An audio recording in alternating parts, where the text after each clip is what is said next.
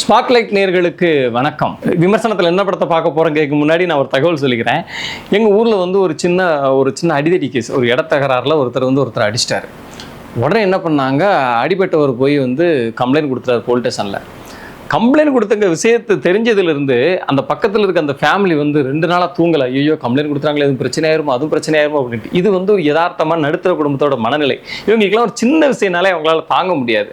இப்போ நம்ம படத்தோட கதைக்கு வரேன்.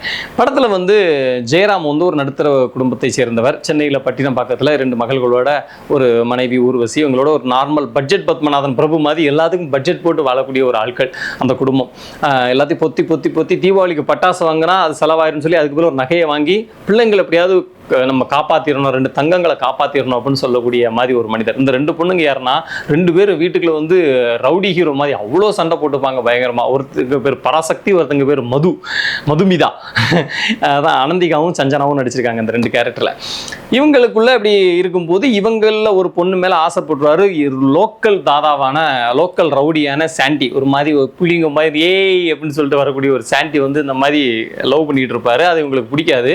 இவங்க வந்து ஒரு வாட்டி வான் பண்ணி பார்ப்பாங்க. அதே மீறி மறுபடியும் 2 பொண்ணு எனக்கு வேணும் அப்படின்ற மாதிரி அடுத்த கால அவர் எடுப்பாரு.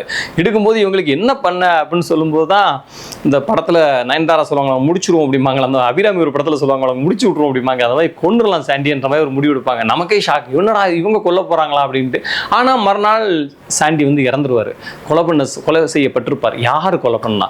வீட்டுக்குள்ளே ஒருத்தங்க தனக்குள்ள மறைச்சிக்கிட்டு இருக்க மாதிரியான ஒரு சூழல் இருக்கும். ஒரு பக்கம் வந்து ஃபக்ஸும் அவர் நம்ம சிங்கம்புலியும் கொலை பண்ணாங்களா அப்படின்ற மாதிரி ஒரு கேள்வி ஒரு பக்கம் ஓடும். ஒரு பக்கம் அம்மாவுடைய சைடில் உள்ள யாராவது கொலை பண்ணிட்டாங்களா, ஆப்போசிட் ட்ரக் வியாபாரி எவனாவது கொலை பண்ணிட்டானா, இப்படின்ற மாதிரியான இன்வெஸ்டிகேஷன் வந்து நம்ம தலைவர் மிஸ்கின் வந்து எடுப்பாரு.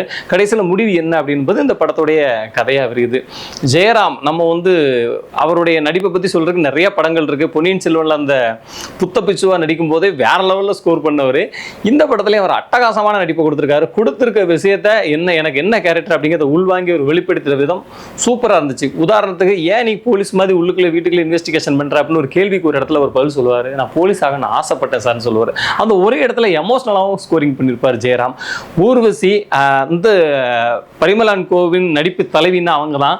இந்த அமிர்தாஞ்சனை உரியும் போதா இருக்கட்டும், ஒரு சன் டிவி இந்த ஓடிடிக்கு கெட்டுறதுக்கு அவங்க ஒரு கவுண்டர் ஒன்று கொடுப்பாங்க. அந்த கவுண்டர்ல தியேட்டரே பயங்கரமா சிரிச்சுது.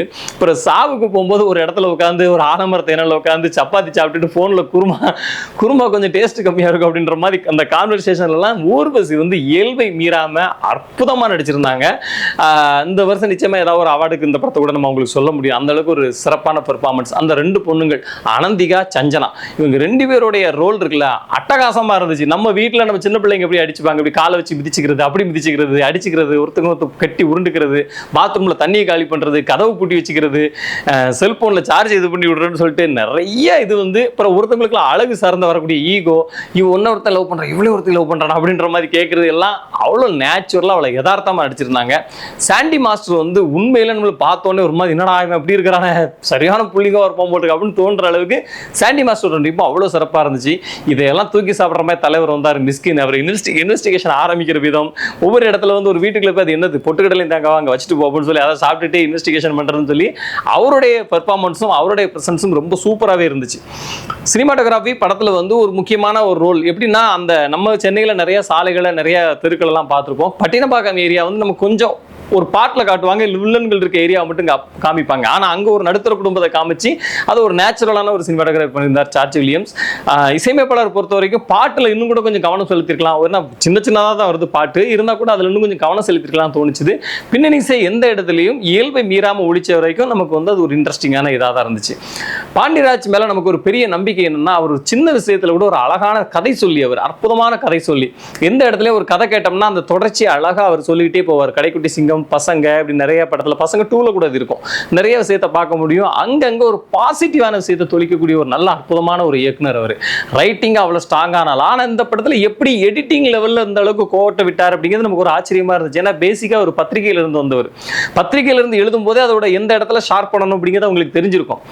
ஸ்கிரிப்ட் ரைட்டராகவும் அவருக்கு வந்து எந்த இடத்துல ஷார்ப் பண்ணணுங்க தெரிஞ்சிருக்கும், எந்த இடத்துல கட் பண்ணணும், எந்த இடத்துல ஓப்பன் பண்ணணும், லாஜிக்கும் அவருக்கு தெரியும். ஆனால் இந்த படத்தில் பார்த்தீங்கன்னா நிறைய சீன் வந்து அப்படி ஜம்ப் கட் ஆகுது. மிஸ்கின் பேசிட்டு இருக்காரு, அவர் பேசி அந்த கான்வர்சேஷன் முடிக்கும்னே சீன் கட் ஆகி அப்படி இன்னொரு இடத்துக்கு சம்மந்தமே இல்லாமல் ஒரு இடத்துல ஓப்பன் ஆகுது. நமக்கு வந்து அந்த ஜம்பிங்கே நமக்கு வந்து படத்துலேருந்து கொஞ்சம் டக்கு நம்மளை அவே ஆக்கிடுது. பிறகு வந்து ஒரு நடுத்தர குடும்பத்து ஃபேமிலிக்குள்ளே இருக்கக்கூடிய பதட்டம், நான் முதல்ல ஒரு கதை சொன்னேன்ல, ஒரு சின்ன போலீஸ் கேஸ்க்கே ஒரு நடுத்தர ஃபேமிலியெல்லாம் பதட்டம் பண்ணுவாங்க. இவங்க ஒரு கொலை பண்ணிட்டாங்க அப்படின்ற மாதிரி ஒரு செய்தி வருது, அதை சார்ந்து போலீஸ் விசாரிக்கிறாங்க. இவங்க ஒருத்தருக்கு ஒருத்தர் காமெடி பண்ணிட்டு இருக்காங்க. அப்போ எப்படி அந்த ஃபேமிலி மேலே நமக்கு ஒரு கனெக்டிங் பாண்டிங் வரல. அது இந்த படத்தோட ரைட்டிங்கில் இருக்கக்கூடிய மிகப்பெரிய வீக்னஸாக நான் பர்சனலாக பார்க்குறேன். மற்றவங்க எப்படி பார்க்குறாங்கன்னு தெரியாது. நம்ம ஸ்பாட்லைட் சேனலுக்கு அது ஒரு பெரும் குறையாக தெரிஞ்சுது. பாண்டியராஜ் மேலே ஒரு பெரிய நம்பிக்கை வச்சுருந்தோம் அந்த ரைட்டிங்கில், அதெல்லாம் கொஞ்சம் வீக் பண்ணியிருந்தாரு. இன்னும் கொஞ்சம் எமோஷனல் ரைட்டிங்கை கொடுத்து, இல்லைனா இன்னும் கொஞ்சம் பிரில்லியண்டான விஷயங்களை நிறையா ஜெயராம் செய்கிற மாதிரியும் பண்ணியிருக்கலாம். இந்த இடத்துல தான் இன்னொரு விஷயத்தை கவனிக்க வேண்டியிருக்கு.